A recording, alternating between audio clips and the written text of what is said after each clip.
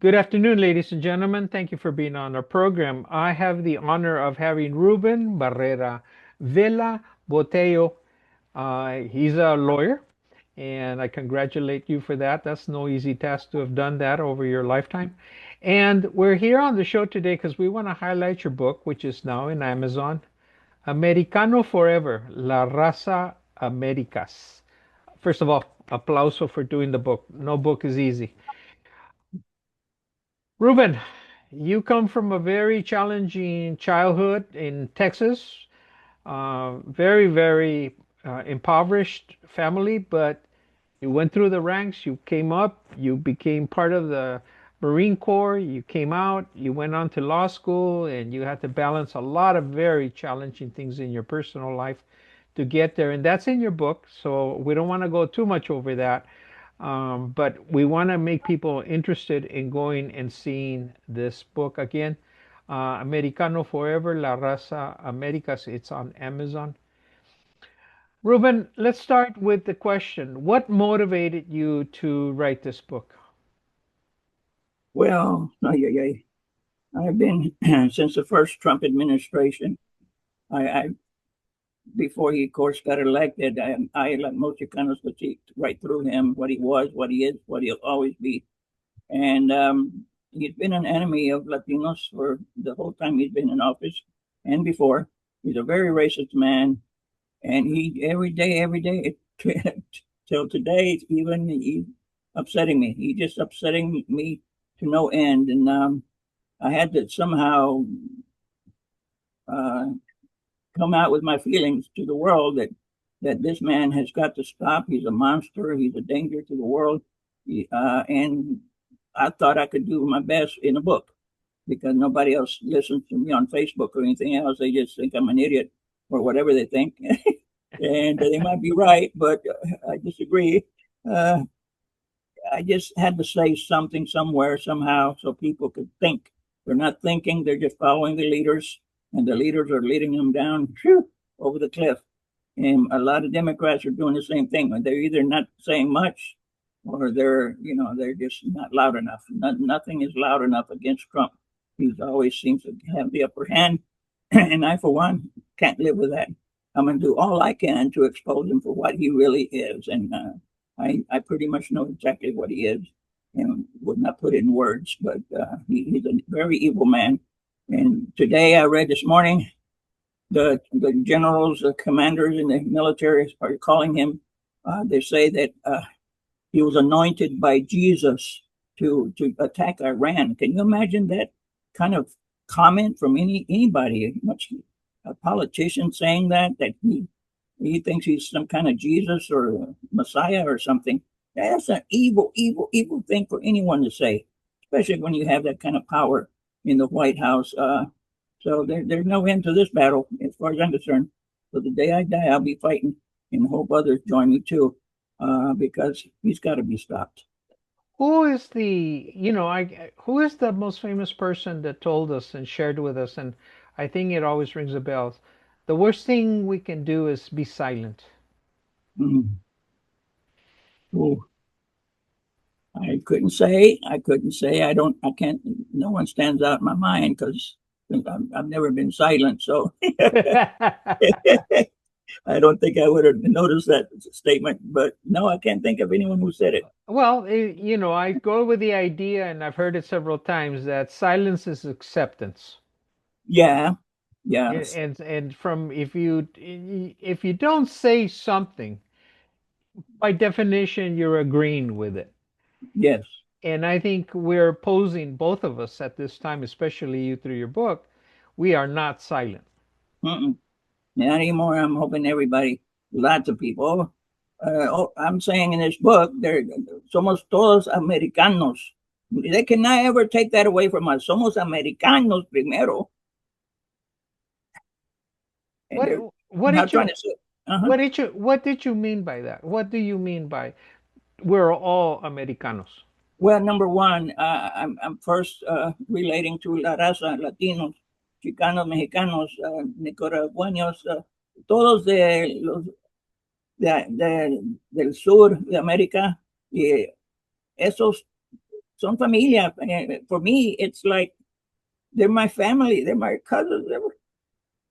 They're being they're being so mistreated by this government. The immigrants, in particular, coming up for work, they're hurting nobody. Most of them, they're good people, and they're just being treated like animals. And it hurts because son familia. Los americanos son familia de todos nosotros. Whether we're Chicanos or Mexicanos, somos todos familia. Todos demás allá. And that's what I mean, Americanos. And now some Anglo people relate to that. They are also Americanos. And there's most millions of white Latinos in the, South America that are as white as anybody in the U.S. And they're Americanos automatically because that's the word they use. American, Americano, same damn word, just a different language. Somos todos Americanos. And those, of course, the racists would hate everything about us. So they would say, no, that's a Mexican word. We're not Americano, we're American. But they're Americanos too. They're just too stupid to know it. And they're assimilating to us. They're not just sitting there hating us. Whether they like it or not, they're changing by us being the large majority of Americanos on the Americas here. We're the large majority, over almost 800 million people, or Latino, Americano, basically. And they're only like a couple of 100 million at the most. the Anglos, and not all of them, most of them, I believe, are not racist either. It's a small minority of white racists. They're messing everything up for everybody. And that's what we got to stand up against as a majority of Americanos and American people who want to stand with us. And a lot of them do, because a lot of them are even dying for immigrants on the streets. And so that's what I mean by Americanos. This is a call to Mexicanos, especially Chicanos like me. I've been a Chicano activist for decades in Mecha and all over California and everywhere, fighting for Chicano rights. And now I'm saying, Chicanos, man, listen, let's join. Let's fight with the immigrants for their rights too. We can't let this continue. We can't let ICE just stump. Those are all Klan guys. They're all white racists right off the streets themselves. Can't get a job. They're bums. And then Trump says, come over here. We'll give you a job. And they're out there chasing Mexicanos and everybody else that they don't like and hurting them. They're like the Ku Klux Klan with their mask on. And it's the same thing, except Trump has made it legal to be a Klansman. And that's what the ICE people are, a Klan. And we have to join together as Americanos. That's our greatest strength in numbers. Right now, we have to join with all immigrants, all of them, and defend them and their rights and just stand up for them in any way we can. And I don't mean getting violent and all that. I mean just through love and compassion for them and joining, like even a lot of white people join with Latinos on the streets today in protest with them and say, hey, these are our neighbors, good neighbors. So Americanos, man, and again, you Anglos who are like to be called Americanos, you're accepted because you're just as American as we are practically. And so we have indigenous roots, indigenous blood. We're also Native American. Most of the Americanos are, but there's also African descent, Americanos from Africa. The slaves that were brought up over here, they're also Americanos, many of them, millions of them, and Asian too. Every race, every color, every creed is in the Americano population and all over Latin America. So let's stand up, man, and just say, yeah, basta. Yeah. Damn right. Someone years back asked me the question. It says, don't you think that English is a better language? This was in the United States. And I said, oh, no, you're not drawing me into a war that's been going on in Europe between the English speaker and the Spanish speakers. So that's an old war. I'm not bringing it in here because neither of those languages actually belong here. No, neither. That's right. They're both foreign languages. Don't give me that, But the fact is that we do have Latino blood. Even though I have Native American blood, I have about 60% European blood of all kinds. And so even being Chicano, we can always say, oh, Chicano, Chicano. Yeah, I am. And I'm Mexicano mostly in my heart. Pero I cannot deny I'm part European as a lot of people are. And I'm not ashamed of that. That's just who I am. That's who we all are. You look at the Chicano, you go to your genetic DNA studies on the internet and find out that you're probably more European than you ever realized. And yes, we are. Just because we have brown skin doesn't mean we're automatically Indian or whatever. We got all kinds of stuff in us, and I'm not ashamed of being interracial or whatever you want to call it. But number one is primero soy Chicano, Americano, aquí Indio, indígena, and that's first because we're the ones that they're aiming at. We're like the Jews in Germany when Hitler decided, oh, I want to get elected. Well, go after the Jews, and he did, and he got elected. And look how many Jews he killed, and that's where Trump is headed. If he gets that far, that's where we'll wind up like that. And he's already bombing Latin America, along with everywhere else he can bomb. But he definitely now going after Ecuador and Cuba. He wants to go after Cuba and Mexico. So he wants to control all of the Americas, and that's a real threat to all of us, not just them, but Chicanos. Man, we got to wake up and quit pretending it's not our problem. That's a good point. The idea that it's their problem. Yeah, And that's the one we have to break down as you're sharing that what is happening to others will eventually come back to you. yeah, And again, I totally agree with you that the story that we have to remember about what brought up Hitler is sort of almost verbatim, almost yes, on the same formula. And yes, but I think it's been very well stated, and it should continuously be stated. He didn't get into power by himself. Again, mm-hmm. people kept quiet. Uh-huh. People thought this is not going to go very far. He's going to fade away. And Mm-hmm. obviously, it never happened. So we know the story, but people Yeah. aren't listening history. Mm-hmm. People are not very smart, honestly, and that's the way the government wants it. Especially the Republicans don't want people well educated. Especially Trump doesn't want them well educated, or they'd be all against him. I mean, education of a good type of education can make us all better citizens in a better world. But Anglocation is what we're getting, and that's what I got in my childhood on up. Anglocation, which means how to be an Anglo, and that's the way to be. If you're not, you're wrong. You're bad. You're a dirty Mexican or whatever is what I was called. Um, and it hurt, man, into my soul. It hurt, and a lot of people, a lot of our juventud, they have to suffer through that and somehow believe that they're okay. And a lot of them don't believe they're okay, so they get into gangs and the drugs and chingaderas like that, and they die young for no good reason because they're not proud of who they are, and that's got to stop. We have to have real education, like multicultural education, which was being wiped out along with everything else DNI that they can find. Uh, but a multicultural education was the best shot we had to fix things, and including to end racism in the world, not only in the United States, but racism is a man-made chingadera. Is not coming from God or nature or any of that crap. It's made by men who stood around somewhere at meetings and said, okay, we're going to go to the Americas and Africa. We're going to take over those lands and people, and we need an excuse for that.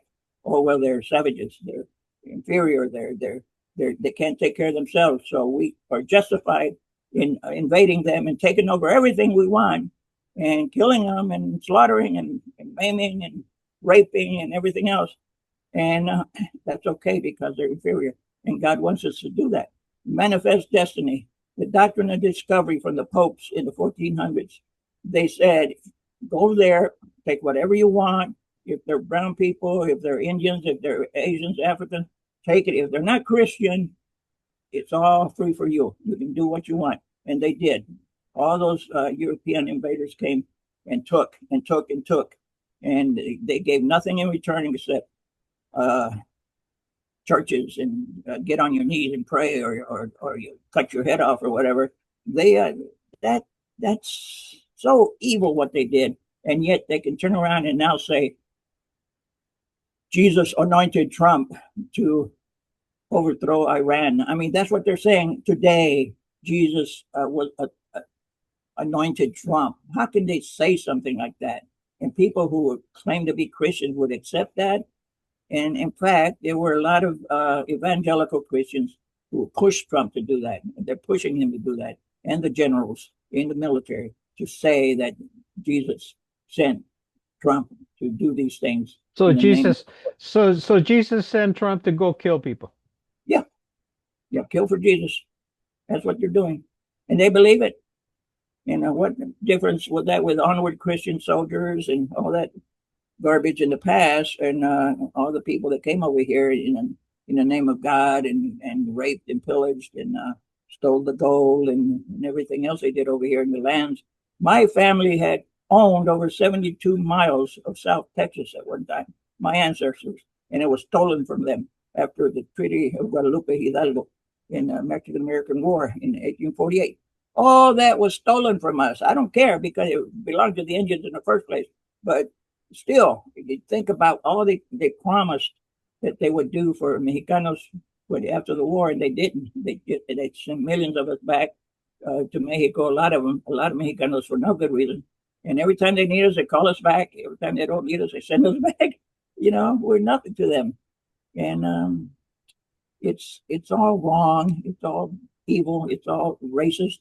And that's my book. If you want to read it and think about it, you'll see. You'll see what I see. And that's what I'm hoping people would do, is see what I see. Because a lot of people don't want to see. And they should, because it's coming to an end. And it's going to be a big, bad situation soon enough. There'll be bombs coming our direction soon, I'm sure. Well, Ruben, unfortunately, we're running out of time, but I want to highlight, ladies and gentlemen, we're talking to Ruben Barrera Vela Botello, JD, and look up his book, Americano Forever, La Raza Americas. It's on Amazon, so you can go there.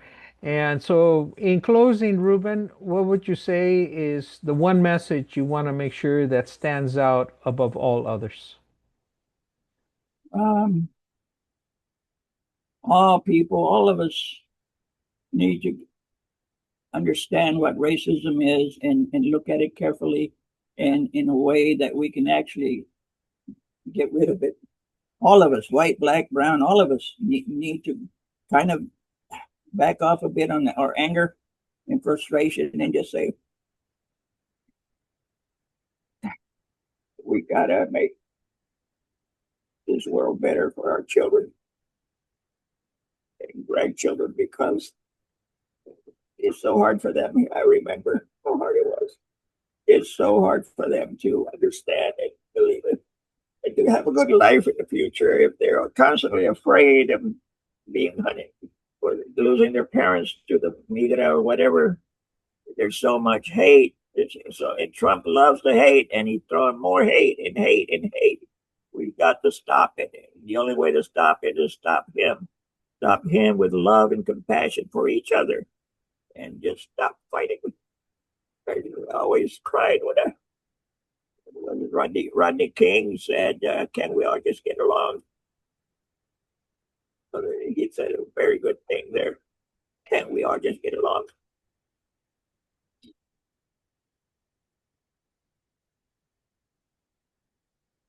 That's it. Ruben, thank you very much for being a guest on our show. I can't thank you enough for taking the time and more than anything for speaking up through your books, through being my show guest. And I invite you to come back and we'll continue talking about this. But again, I applaud you in your book, Americano Forever, La Raza Americas. And I think the message I walk away from here, and you motivated that, is that silence is not the solution. It has to be the opposite. Speak up, let people know. Don't be afraid to speak up, and look for justice in society, in humanity, and find the best of all of us and not get distracted by skin color. That's Mm. not an issue. Don't get distracted by somebody else calling people names. and let's get on the bullying. No more bullying of anybody of any kind. And most of all, I don't like the way World War II worked, finalized.